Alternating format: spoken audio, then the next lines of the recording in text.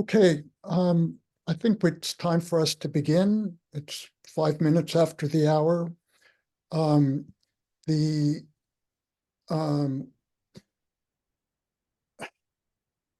My apologies. Um, uh, the During the presentation, please stay on mute and put any questions you have into the chat. We'll be monitoring the chat as we go along. So the way this talk is going to go, we're going to be talking about how climate change is acceleration and we need to accelerate our fight back. I'm Leonard Nakamura. I'll do the intro. Jim Wiley and Julia Nackler will do the meat of the presentation, local grants and groups to improve our environment. And then I and Ann Dicker will finish up with some stuff on local campaigns and actions. So I'm a local activist and educator. You can hear a little of my work on Planet Philadelphia's podcast from this past February 2nd. I'm also a member of the Community Net Zero Education Project, and we're available to do presentations.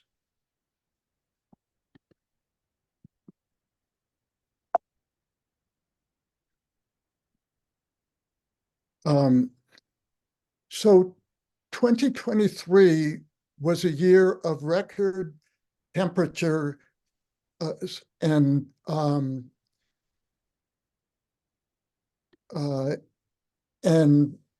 record number of climate catastrophes.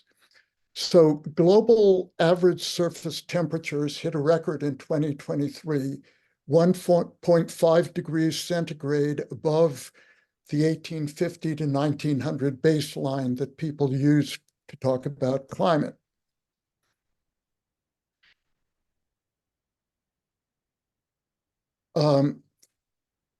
Global temperature is an average that includes the land and the ocean. The land represents about 30% of the surface of the planet, and the ocean 70%. Land temperatures are up by over 2 degrees centigrade. That's roughly 4 degrees Fahrenheit above the baseline. Ocean temperatures have recently jumped up to over 1 degree centigrade above the baseline.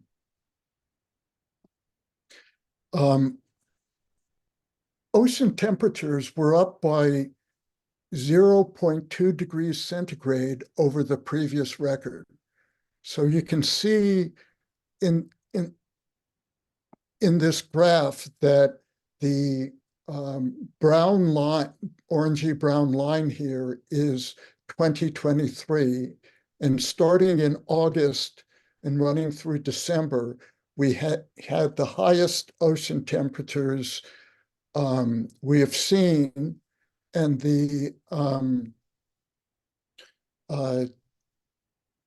it's quite a jump. It's 0.2 degrees centigrade, nearly 0.4 degrees Fahrenheit over previous records.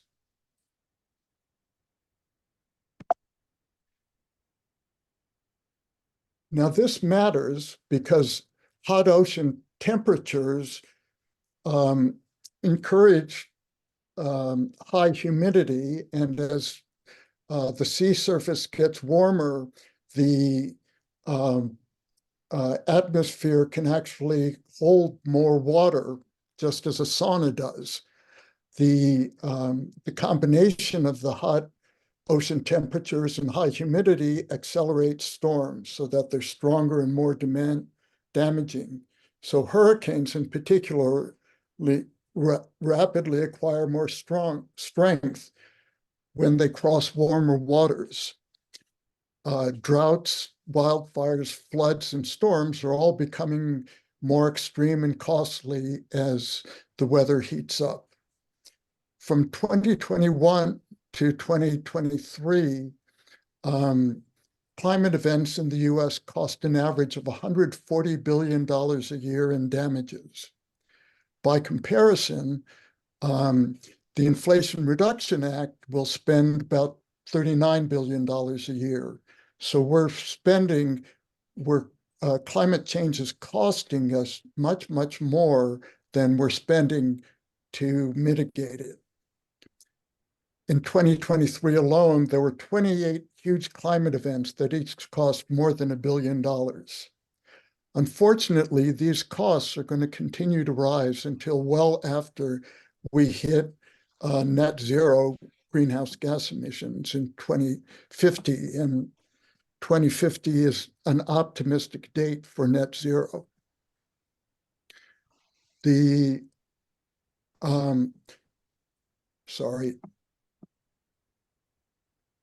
The 2023 $28 billion weather and climate disasters occurred all over the United States. And there were 28 of them. By contrast, from 1980 to 1989, in the decade of the 80s, on average, each year there were only 3 climate disasters. So climate disasters have gone up by a factor of 9.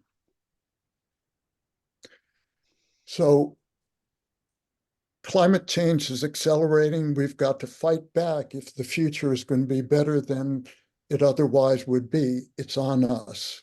And we are fighting back. There are so many things we're doing locally. We've got Save the Train, traffic calming, the Regional Greenhouse Gas Initiative, which we'll talk about a little more later, solar, electric vehicles, heat pumps, tree tenders, etc. We are making sure that we keep moving forward. Good things are happening. Solar, wind, and electric vehicles are moving forward at a pretty fast pace, but not just those. Heat pump sales in the US in 2022 surged past gas furnace sales. So a lot of different things are happening that are positive. Public transit is crucial to get to net zero. And when SEPTA put a bullseye on the Chestnut Hill West train, the Save the Train campaign ramped up and helped push Governor Shapiro to add money for SEPTA to his proposed budget. And look at all the organizations who signed up in a heartbeat. So right after, within 2 weeks of our hearing about this, 30 organizations had signed up, and now there are a lot more local organizations that have signed up. So we're really, we're capable of acting when it matters to us. We need to keep climate top of mind. We need to take actions now to use the subsidies and grants from climate legislation that Biden put together. We need to show and tell our neighbors, businesses, officials, what we can do. And later this year, we need to vote for the planet.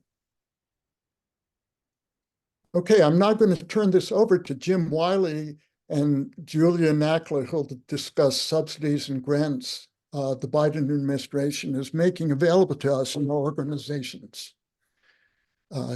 Jim, you're on. All right, thank you, Leonard. Real quick, Julie and I are going to be talking about these 4 topics: community advocates for clean energy in the Philadelphia area.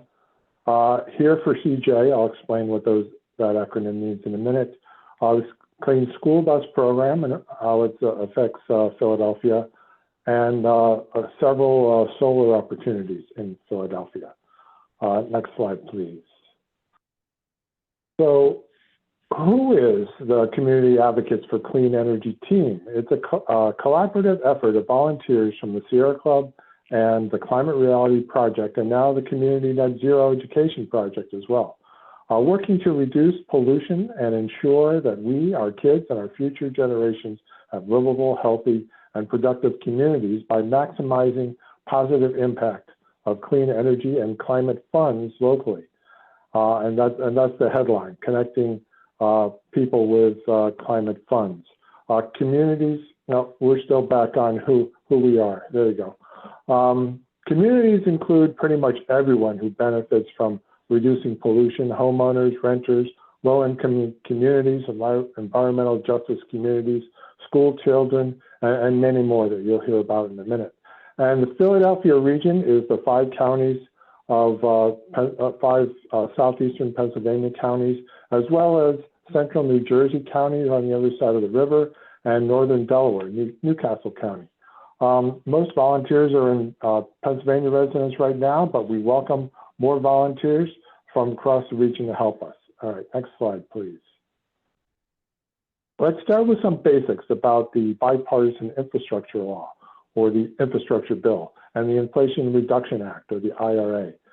Historic federal investments over 10 years that will improve roads and highways, expand broadband internet to rural communities, incentivize electrification of vehicles and buildings, and create subsidies for electric vehicle charging infrastructure, create millions of family-sustaining jobs, and what is so often overlooked by media stories is the funding available for community improvements that will help environmental justice communities become more walkable, breathable, and work towards an overall better quality of life with water quality improvements, shade trees, trails, and more.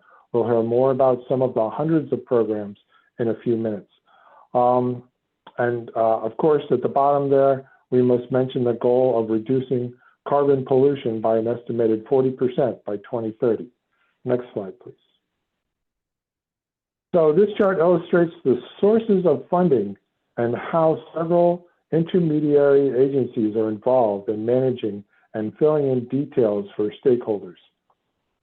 So stakeholders are individuals, local communities, businesses, and nonprofits, as I said before, and they can apply for and receive funding and technical assistance for clean energy and community improvement projects. But it all starts with the funding coming from the federal government, the Biden administration. That's a good likeness of Uncle Joe there. Besides the various federal agencies like the EPA, the Department of Energy, the FDA, Department of Agriculture, there are state-level agencies like the Department of Environmental Protection, DCNR, I can't tell you what that stands for, the Parks and Natural Resources, that are playing a role in managing grant programs, as well as local agencies like the Delaware Valley Regional Planning Commission and the Philadelphia Energy Authority. Next slide, please. Julia. Hi, my name is Julia Nuckley. Not only do I volunteer at the Community Advocates for Clean Energy, but I'm also on the leadership committee of the Philadelphia and Southeastern Pennsylvania chapter of the Climate Reality Project, as well as a member of the Community Net Zero Education Project. The Inflation Reduction Act can help springboard the U.S. into transforming its economy into a more sustainable, just system that works for all of us. The IRA has many provisions that help incentivize individuals, so every day you and me, to make their homes and vehicles more efficient while saving money. Many efficient electric appliances and products such as solar panels cost more money up front, but they will save you money in the long run on your energy bills. The Inflation Reduction Act is there to help offset the upfront costs, and you will see the savings for years to come. Now, back to Jim. Next slide. Thank you. So, yeah, quickly, here's a summary of a few of the grant programs that we have looked at so far. More information is available on our website. We have a one-page flyer for each. First, there's the Carbon Pollution Reduction Program, CPRG. You got to get to know these acronyms. On this side, it's called the CPRP. Interesting. Which is a program where states' Department of Transportation can apply for funding to do things that reduce carbon dioxide pollution from on-road highway sources. Next, we have the Environment and Climate Justice Block Grant Program, which has 4 separate parts. The only part that is still open is the Community Change Grants Program.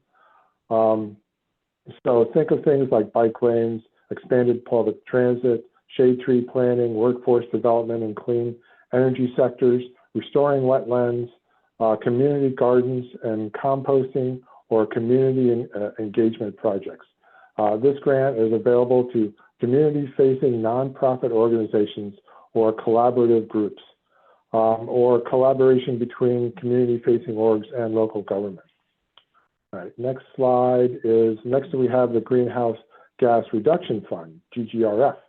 The GGRF has 3 parts, but the one that is probably have the most impact in our area is the short term. In the short term will be the Solar for All program, which the Shapiro administration has applied for and expect to get confirmation in early 2024. The goal of the Solar for All program is to expand the number of low-income and disadvantaged communities that are primed for investment in residential and community solar. And at the bottom, we have the 2 emerging contaminants programs. One is for PFAS and one is for lead pipes. Federal funds are available for local water services like Aqua or municipally run systems to test for PFAS and lead contaminants and others, and direct funds for taking remediation actions. Yes, next slide, please. And so this should be the school bus one. And there you go.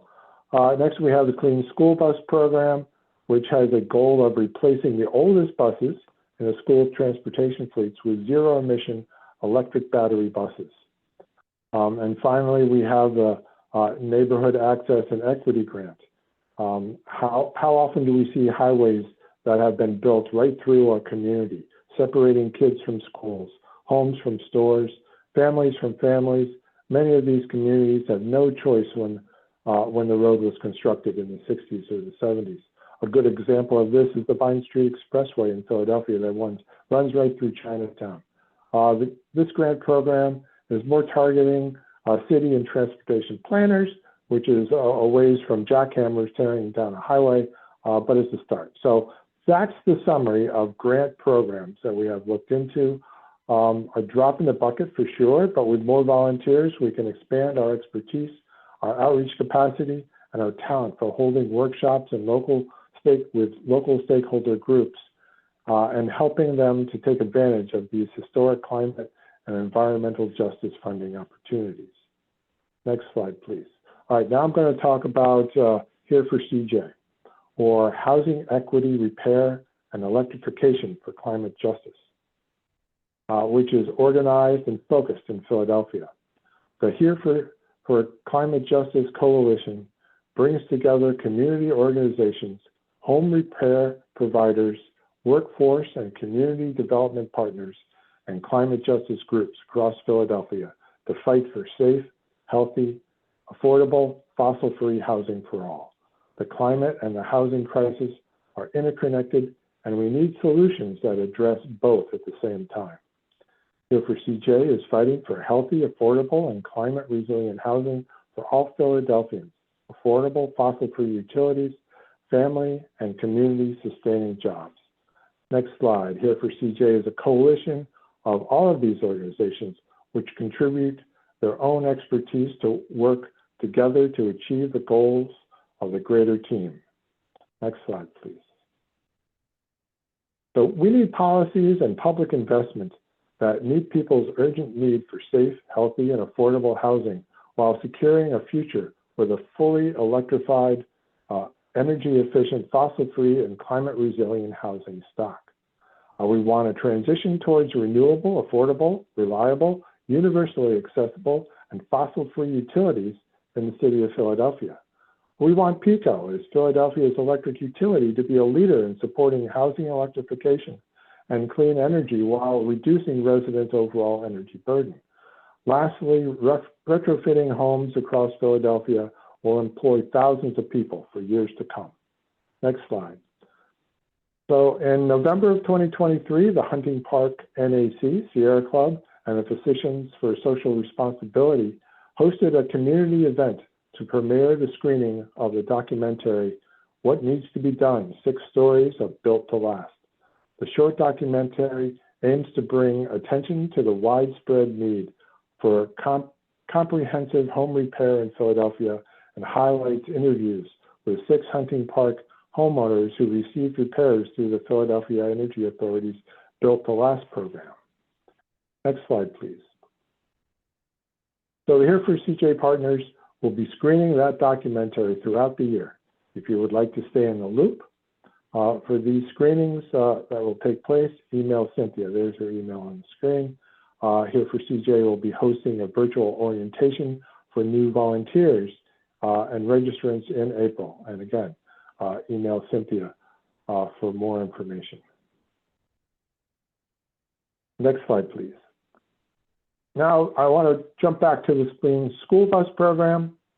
The objective is to replace the older school buses with zero-emission buses, as I said. A couple more points about the electric bus program. We expect another application window to open in April. Also, there is a program to help with electric school bus transition. At the bottom there, you see cacephilly.com/schools is kind of all the resources that we've collected, the resource page for schools to get money for school buses and more. Next slide, please. So the Philadelphia School District has received almost $8 million grant to put 20 more additional electric buses in the district. So after that, the school district will have 40 electric buses in operation by 2027. Next slide, please.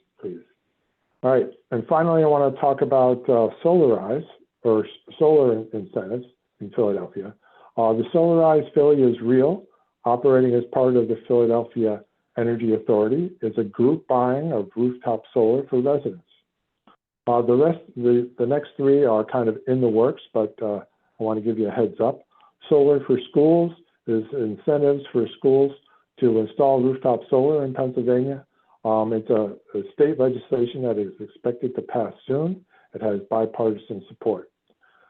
Community solar is the ability to subscribe to regional solar gardens, smaller than utility scale, but bigger than rooftops. No rooftop hardware needed, no long-term commitments. It has bipartisan support, but utilities are lobbying against it. And that program could use IRA funding. So I've said this the last 5 years, but I'm hopeful that this is the year for community solar. Solar for all, solar for low-income and multifamily housing could be a combination of Solarize and community solar, off-site but in the PICO region. Part of the IRA, this is all part of the IRA, but needs to be managed by Pennsylvania. Philadelphia Green Capital, a department of Philadelphia Energy Authority, has posted for a Solar for All program manager. So they are pretty confident that the program is going to stand up. And that is all. I look forward to talking with you more about this at the Q&A session. Back to you, Leonard. So what more can we do? I think all of us can do at least a little bit more in 2024. We can help our organizations learn about how to save money and move towards net zero greenhouse gas emissions, as we've just been discussing. We'll learn how we can save money and lower our greenhouse gases and share that information with friends and neighbors.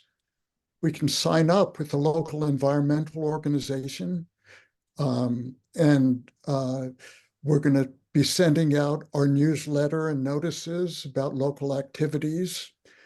And let us know what more you would like information on.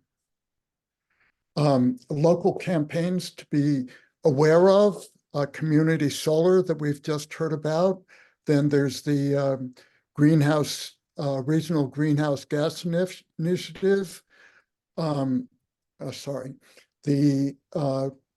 Which is currently stalled in court, but if that gets moving would make electric utilities pay for their carbon pollution, and those funds could be used to create to help us with the energy transition. Quiet Clean Philadelphia, gas leaf blowers are huge polluters. Let's phase them out, as California is doing. Quiet Clean Philadelphia is also finding companies that are phasing out their gas leaf blowers so that you can hire workers using electric leaf blowers, which is good for your environment and it's good for the workers themselves. Whole house repair funding. We need to have more whole house repair funding. Poor households can only access green housing funding if their homes are up to code. So whole house repair funding can help them get there. There are Tree Tenders, Ecolab, and Philly Orchard Project are local groups that are planting trees and making oases from our urban deserts. Save the Train. It will should save SEPTA and also push for public transit, not just here, but throughout Pennsylvania. And everywhere we need denser housing around train stops and along bus routes. We need more public EV chargers in Philadelphia, especially near shopping areas and restaurants. We need to make PGW go geothermal. We need to accelerate Philadelphia's net zero promise, as Rue Landau and Council Member Thomas, whose first name I've just forgotten, have pushed for. And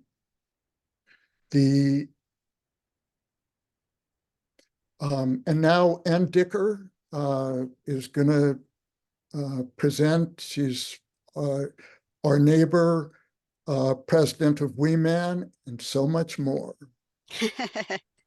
Thank you, Leonard. Let me just give me just one moment to bring up my screen. And I just wanted to thank everybody for coming here tonight, and thank you, Leonard, for the idea of putting this webinar together.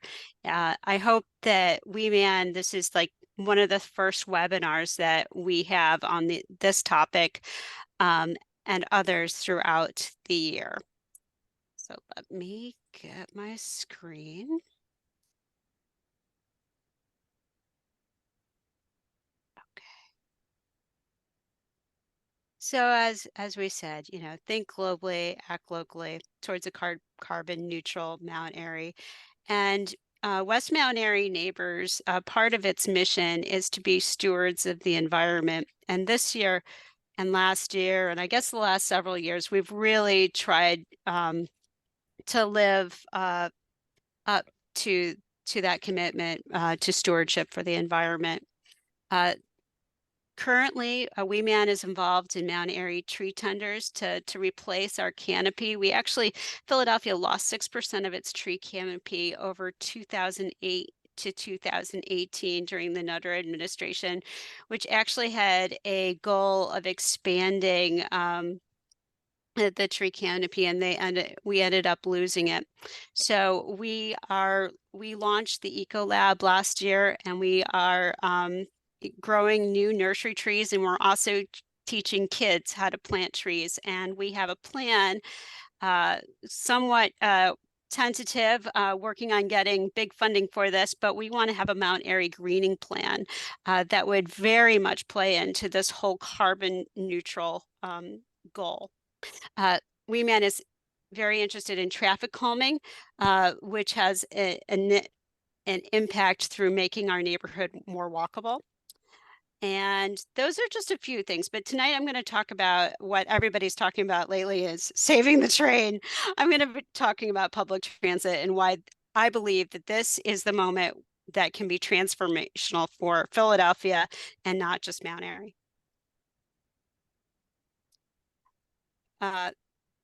Transportation accounts for 29% of all the greenhouse emissions in the United States in 2021. And it is something that we really don't talk about enough. We solarize, but and we talk about electric cars, but it's a deeper and broader issue. Cars, personal private vehicles are by far the greatest emitters of greenhouse gases in America. It accounts for over 48% in the United States of America. This is just a chart with the emissions from different modes of transport. Obviously, flying on a plane, especially a private jet, is a really bad idea. But just the same, driving a one-passenger private vehicle, a non-electric vehicle, is almost as bad. Whereas driving a bus, a non-electric bus, is far better, and domestic rail is even better. Now, I'd like to say that I wish this was the future of transportation. When we went to Italy last year, we actually saw a bunch of these cars, and they're electric and they're beautiful and they're super easy to park and don't take up a lot of parking space. But currently, that's not the way life is in America. This is also an example of how life could be in Japan. This is the normal pickup truck, also the normal size pickup truck in Italy. You see them everywhere. Oddly enough, they have the exact same bed size as this. This is the top selling car in America, the Ford F-150. It's ginormous. Not only does it kill people that are pedestrians, it is just, gas guzzling and emitting. There are plans to produce electric ones, but you'll see in my next chart why I think this is very unfortunate. So this, I think in Mount Airy, we get the luxury of not seeing so many of these ginormous vehicles. Most of us, drive a little bit smaller cars unless you are a contractor. But if you go outside the city, you'll see that by far people are driving bigger and bigger cars. And that is resulting in fatalities all over the place. So are electric cars the answer? Well, certainly the smaller vehicles are fabulous. And as I showed you the tiny mini micro vehicle a couple slides ago, they're terrific. They're absolutely terrific. But unfortunately, the Americans' taste for marketing for larger cars shows that, if everybody buys one of these Ford F-150 Lightnings, they're actually emitting more emissions than the smaller gas cars. So just a straight substitution really isn't going to get us to where we need to be. Now, I just want to take some world models. So do we want to be Paris? I don't know if you guys know this, but over the pandemic, over the last 3 years, Anne Hidalgo, the new mayor of Paris, has made Paris a biking city, and she's put hundreds of miles of new bike lanes. And where there was once traffic jams all over the city, incredible greenhouse gas emissions, it's now a bikeable city. And my sister actually just came back with loads and loads of pictures. Everywhere, everyone's biking. It's paradise. However, this is what the pedestrian death rate in the United States is right now. I'd like to tell you that this is not what it looks like in Paris. This is not what it looks like in the rest of the world. In the rest of the world, the pedestrian death rate is not climbing, but in America it is. And that's mostly driven by the larger vehicles that are being purchased in America, which are so much heavier than the vehicles that are on the road in Europe and the rest of the world. So I don't think the Paris model is going to be appropriate for Philadelphia at this time with such large vehicles. We can do the best we can with traffic calming, but until we can get a network of truly protected bike lanes, I don't think the Paris model is going to work for us. So this is just a little slide saying how nice it would be to have a Paris model, because electric bikes, which are the #1 selling electric vehicle in the whole world, they're affordable. They cost $2,000 compared to $80,000 for a Ford F-150. They go 25 miles per hour. In fact, you can get them to go 40 miles per hour if you have a death wish. These UPS electric vehicles actually are being tried out in Philadelphia. They're all over Paris, they're all over Italy, they're all over London. And they're really great because they reduce traffic congestion. So I'd love to see this, and I'd really love for us to step up to the plate with traffic calming. But for the moment, I don't think we're quite ready. But could we be more like London? Now, granted, London is a city of, I think, what, millions and millions more people than Philadelphia. But through my work with Save the Train and in talking to local transit experts, I've found that Philadelphia actually has the capability of being a metro. And what I simply mean by that is that instead of having our SEPTA focused on getting commuters to work, SEPTA could refocus to getting people to where they need to go all across the 5-county region. It's built to do that, but we have to fund SEPTA in a way that it can increase capacity through increased frequency. Right now, capital spending on SEPTA, local spending on SEPTA is far, far below what our peer cities spend. We spend $17 per person versus nearly $70 looking at Boston, Denver, Chicago, and Seattle. That kind of money would, if we spent the same amount, we would easily erase the $240 million deficit that SEPTA currently has. So we are currently working with legislators in Harrisburg.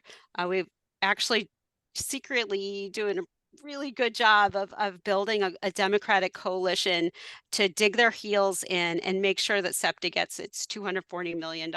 So I think that we're working. I think it's going to happen. It's really just a question of, can we get the full $240 million for the operating deficit currently? But here's the deal. Local mass transit ridership in Philadelphia prior to the pandemic has actually been declining. We've been bleeding out in regional rail and the bus. And a lot of that is driven by driving. People are choosing to drive more. Even for the shortest trips, people are taking their cars on half-mile trips. And for the longest trips, of course, they're choosing the cars. So we need to change that. And I think that we have a nascent movement to do that right now. The regional rail, coming back from the pandemic, we're down 56% to what we were prior to the pandemic in 2019. But we were actually down even from up until 2013, we were actually on an increase. And this is just a chart I have for the Chestnut Hill West line. The daily average ridership for last year was 1,752 people. And that is just not enough people to make the line viable. And I understand why SEPTA wants to cut it. However, we have enough population throughout Northwest Philadelphia to make this line absolutely viable. And we have the ability, if we had the ability to get a little bit more capital funding, we could also make it accessible to a lot more people. And if we could get a lot more capital funding, we could increase it, increase the frequency up to levels where it was in 1995, where the train came every 30 minutes every day, including the weekends. And that is the kind of thing that will increase our ridership. So there's a little bit of chicken and egg here. One of the focuses that we are currently having is, we're saying, please consider, even if it's more convenient to use your car, please use the train, please ride the bus. We just introduced a Step Up for SEPTA campaign, where we're not just focusing on the Chestnut Hill West line, but really using all of our transit system, which is an amazing system. We just have completely underfunded it for decades. But I think we're changing things. We've actually talked to local operators who believe that the ridership on the Chestnut Hill West is going up. We could also build the Roosevelt Boulevard subway, which has been in the works for 110 years. If we built the Roosevelt Boulevard subway, it would serve the 500,000 residents of the Northeast. They believe that they could get 124,000 riders daily out of the Roosevelt Boulevard subway. And lest you think this is just a pipe dream, Philadelphia has an enormous traffic congestion problem. Now, what are we going to do about it? PennDOT, the Department of Transportation of Pennsylvania, thinks that it's going to add another lane to I-95, which is going to cost, several $1 billion. We know, all geographers are taught this. 20 years ago, I was in grad school for geography, and we learned about induced demand. And the first thing about induced demand that we've learned is that adding another lane of traffic never, ever works. It's 0% rate of success. Unfortunately, civil engineers have not learned this. This is just induced demand explained. So basically, when you add another lane to a highway, initially traffic congestion goes down, but because people notice that there's an extra lane and perceive that they'll get there faster, more and more people get there. So in a few years after spending billions of dollars on building an extra lane to a highway, it becomes more congested. So the return on investment is zero. It's a complete waste. And in the whole time, now this has been happening since, the 1940s. Basically, every time we built a highway and expanded a highway in America, in a city, we've obliterated neighborhoods. We've obliterated specifically poor Black neighborhoods by the tens of thousands in Philadelphia alone. In fact, where I used to live in Queen Village, we lost 20,000 residents when they expanded I-95, and they did that all over the country. It's responsible for actually a huge amount of generational wealth being lost. So not only is it, environmentally devastating, zero return on investment, but has contributed to an enormous amount of inequality in America. And just to prove my point, this is just the spatial amount, the spatial difference between public transit, 50 people on a bus versus 50 people and 33 cars. And that's real life situations. Bus and train are by far, far more spatially efficient. And to prove my point again, this is 50 people. So, if you're complaining about traffic, you are the traffic. And if you really want to stop congestion and you really want to decrease your carbon footprint, for God's sake, ride the train and the bus or walk.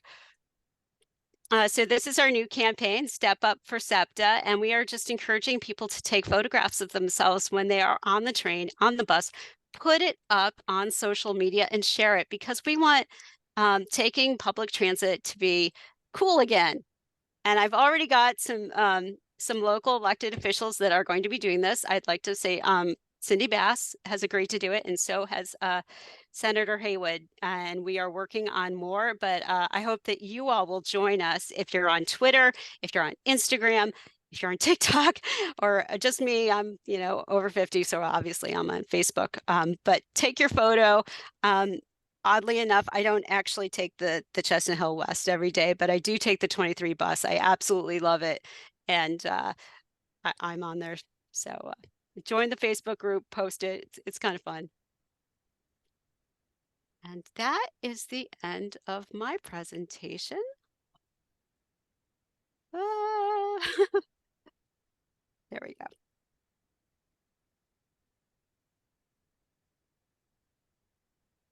Well, thanks so much, Ann. That was great. And thanks, Julia and Jim. That was terrific. And now we have a lot of time for question and answer. If people have questions they would like to raise about any of this work, or if you'd like more information in a different webinar, we're certainly open to that.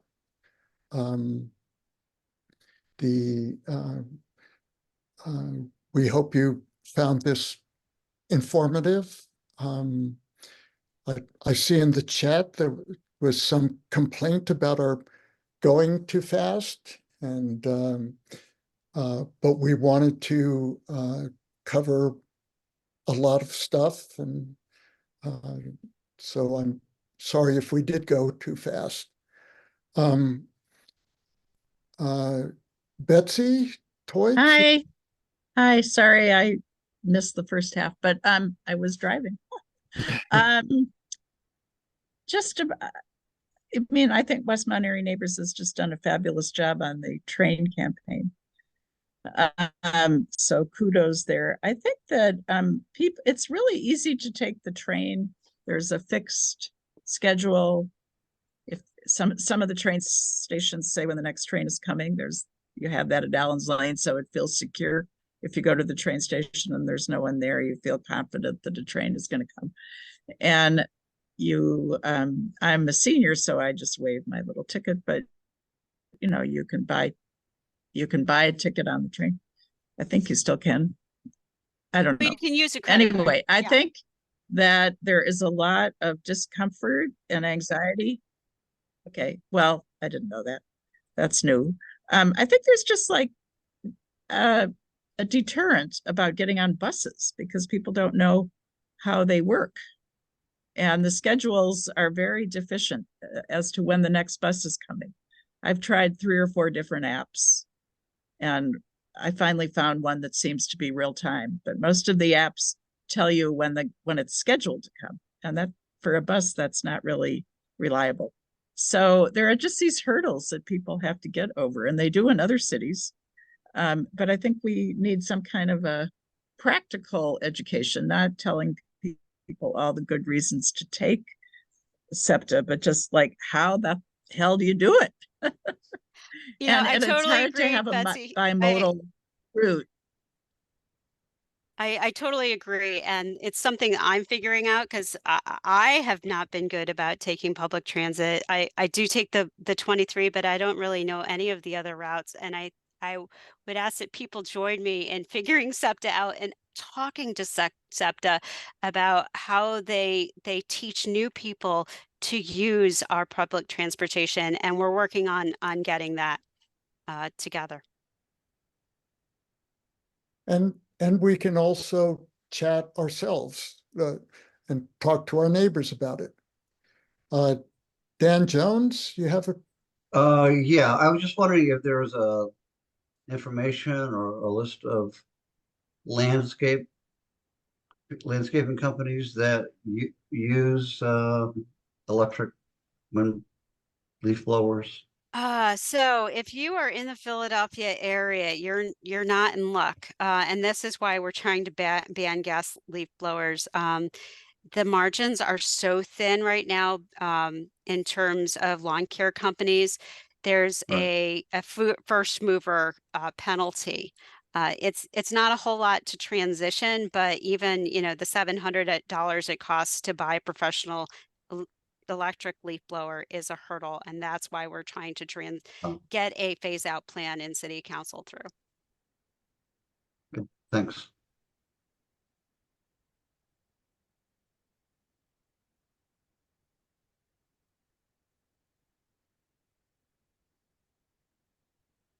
But I should say, 100 cities have banned gas leaf blowers, and there are plenty of now electric companies everywhere. And the University of Pennsylvania has electric. They've moved towards that. But unfortunately, without some sort of municipal regulation, I don't think that the lawn care companies are going to move swiftly enough. No, no, and they definitely won't be very happy about having to buy. Although Having to there replace are actually there are incentives at the state level. We're working with the state rep Dorisha them. Parker and state rep Chris Rabb to simply, get some rebates. And I think that to expand that rebate program would help us greatly in the Philadelphia Well, area. I mean, I think the workers would prefer gas leaf blowers are heavy and more dangerous than electric ones. I know because my son has operated those things, and they are, yeah, they're. I wouldn't want to have to swing one of those things around. Well, so Sharon Browning put in a suggestion. Sharon, do you want to share that with us?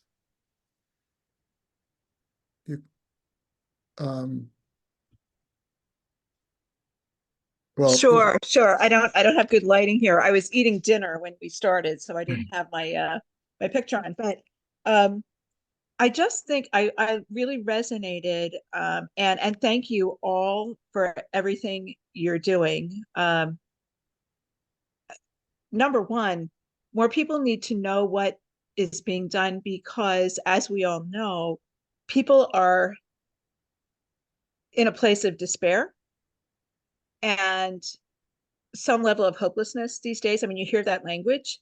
And I think one of the antidotes to that is actually connecting to the good news.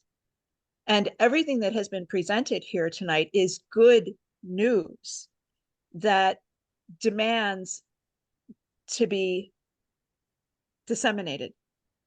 So, however that could happen in an uplifting kind of deeply empowering way, I commend you all for what you're doing and suggest that doing it in a way that is energized in that particular way could be particularly effective. And when it comes to public trans, because Philly is not the most public trans friendly, it's not terrible, but it isn't easy. And so I think making available to people information about, well, actually you can do this and this is how you do it and this is where, everything, and make it fun. We're so low these days collectively. We've been pushed collectively into our primal brains. Flight, fright, freeze. Oh, it's overwhelming. I can't do everything. And you're the problem. Anger, like all that is primal brain. And as we know, nothing rational happens there. So to make it engaging and fun and energizing is so desperately needed. So I commend you all. I'm just inspired by what you're doing. And just suggest that would be a tremendous gift and benefit to everyone. Thank you. I'm sorry. I went on a bit. I'm sorry. no, thank you. That was great. Leonard, I think we have Jim Wiley has his hand up. Jim? Sorry, not me. Not on purpose. Okay. Oh, I believe Elaine Fine-Calvin also had her hand up earlier. No? All right. Okay.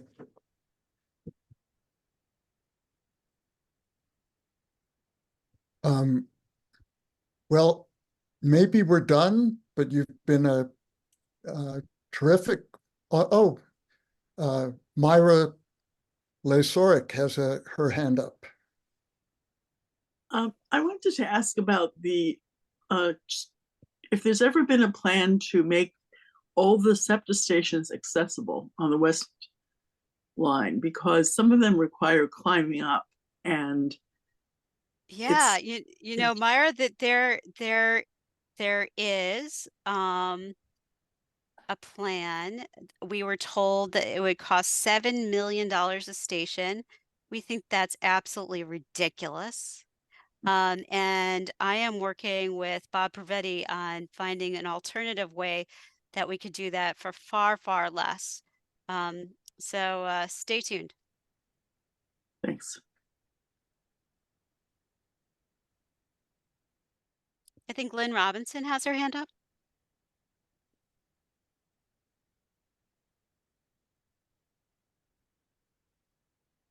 Lynn, you're muted. Sorry. Okay, yeah, this has been pretty inspirational, especially this last section here.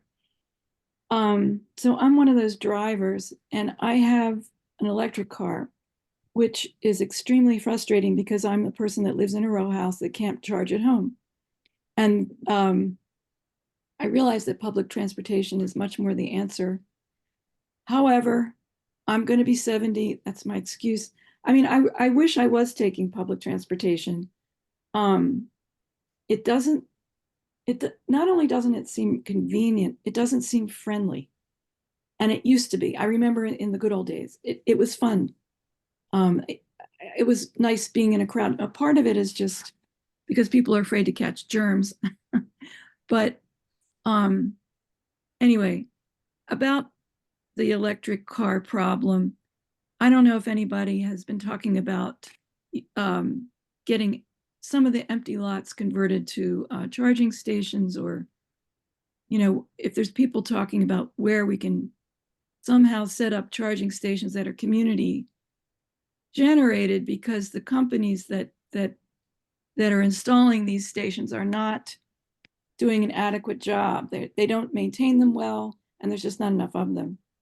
You know, Lynn, I think you bring up a really good issue, and this is one of the things that I think that West Mount Airy neighbors, if we hear more and more people say that that's a community need, we would definitely jump on that and put together a committee.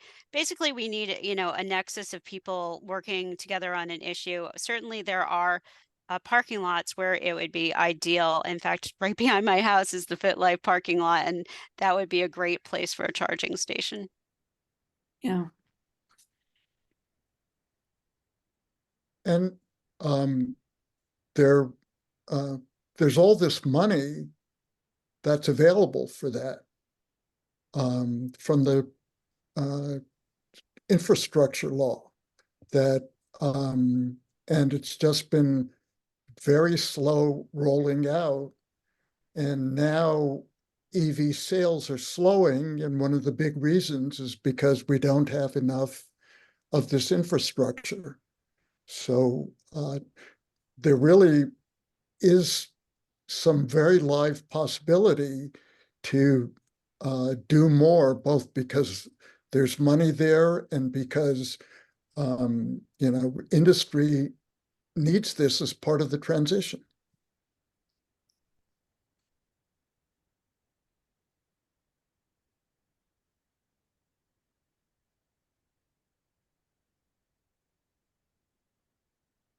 Bill Cousins? Thank you. And thank you for the presentation. I just received an email today that PECO now has new incentives for private businesses, for commercial and industrial organizations to install electric chargers. I now have Ann's email address, so I'll forward the message that I got to her, and whether, I don't know how much of a rebate they would provide or what the cost would be, but that might be an avenue for encouraging local businesses that have parking lots to put chargers and to have them configured so that private individuals can use them. Thank you. Also, Germantown Jewish Center, I've been trying to talk us into, we're having a big solar array on the roof. And I said, well, why don't we get a charger in the parking lot? Parking lot's empty many hours every day. So maybe some churches in the neighborhood would be interested. That would be great. I could definitely disseminate that information. I think perhaps the Mount Airy Business Improvement District would be interested as well. Yeah, this announcement didn't refer to churches or nonprofits getting the discount or the incentive, but talked about commercial and industrial sites. But maybe it's something that PICO would make available to churches or synagogues or other nonprofit organizations.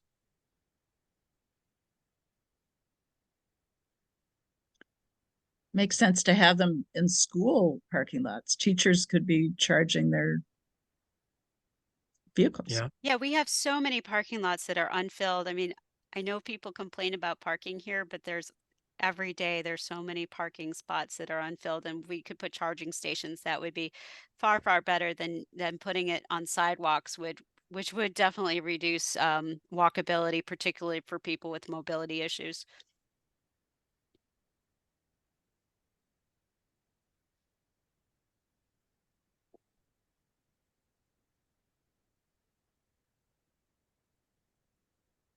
I just have one little less beef about public transit, not beef, but observation. And that is, there's no figuring out by the names of what our routes are, where they go. It's like we have bus numbers, we have bus letters, we have single digit, we have double digit, we have triple digit, and there's no system. Well, the system is coming. It started rolling out last week. It's yet Are to be they seen. changing names of things? Well, that'll be even more confusing. It's now going to be SEPTA Metro. They're Oh, that's using a system of wayfinding used throughout the world, and it works other places. We'll see if Philadelphia if SEPTA can roll it out properly, but the idea is there. The money's been allocated, but we'll see. Well, I think when that, having a Zoom, like how to use public transit would be. I think that's a great idea. That's probably the next thing we need to do, Betsy, is how to use public transit. Yeah, my kids live in West Philly, so to get there, I can I go to 30th Street, and then I either take a bus, there are a bunch of buses, or you can take the Frankfurt L, which is a beautiful train, and it tells you nothing. Frankfurt L, what does that mean? And where it goes, and then, or you can take the trolley, and those are actually fun things to do. Absolutely. All right, Betsy, can you remind me tomorrow that we absolutely have to do a webinar, and we'll get some real SEPTA experts that can navigate the system for us. That's a great idea.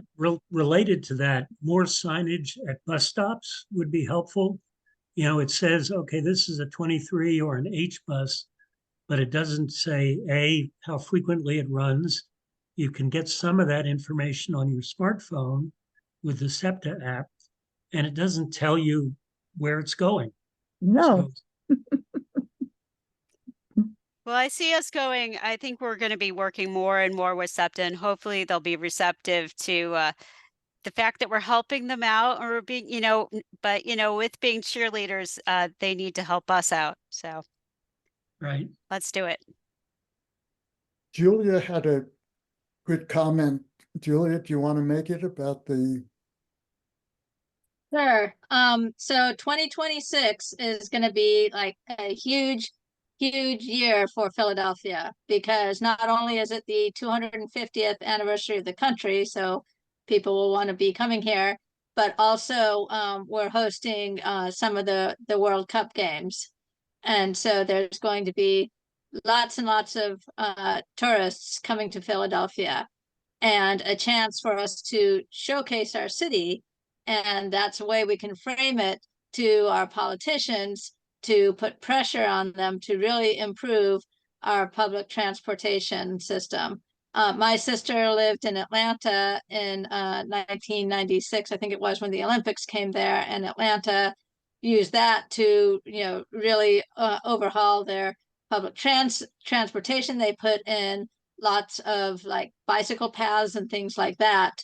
And so, I could see that as like, being like similar motivation for Pennsylvania to make improvements, so that when we do get this huge influx of tourists, that, well, first of all, we can handle them, but second of all, we can, kind of showcase our city and make it seem like, hey, this is a great place to visit.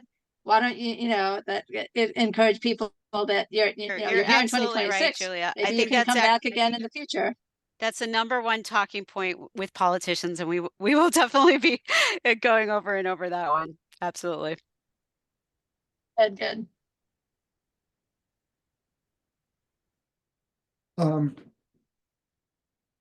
Sherman, do you want to say that?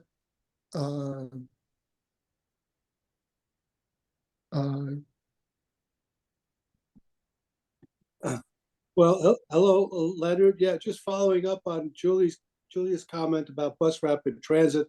I did some transit design work over the years, and Roosevelt Boulevard would be a great candidate for a dedicated lane for bus rapid transit that could go unimpeded by cars in front of it, get you to multiple stops, and be very reliable and fast, at least before they build the subway. Oh, absolutely. One of the things that we can do as activists is to lobby city council to expand the bus lane where the buses are actually able to issue tickets in the bus lanes, so we could go right along Roosevelt Boulevard. That's a great idea. Thanks. Lynn, do you want to say something more about the chat or? Oh, I can't seem to save the chat for some reason. I usually save chats, but I don't know if anyone else has had that problem tonight or. Yeah, the save chat is disabled for some reason, the way you've got Sorry, Zoom I set configured. it up, and I'm on the problem. Sorry. Is there Okay. some way that could it be emailed to us or? If I can save the chat, I will definitely save the chat. No one stopped the meeting except for me. I've been trying to screenshot the chats, so I've been saving off screenshots. Thank you, Julia. Do that. And the sorry, we'll have this video available, but also we're going to email everyone who signed up for this with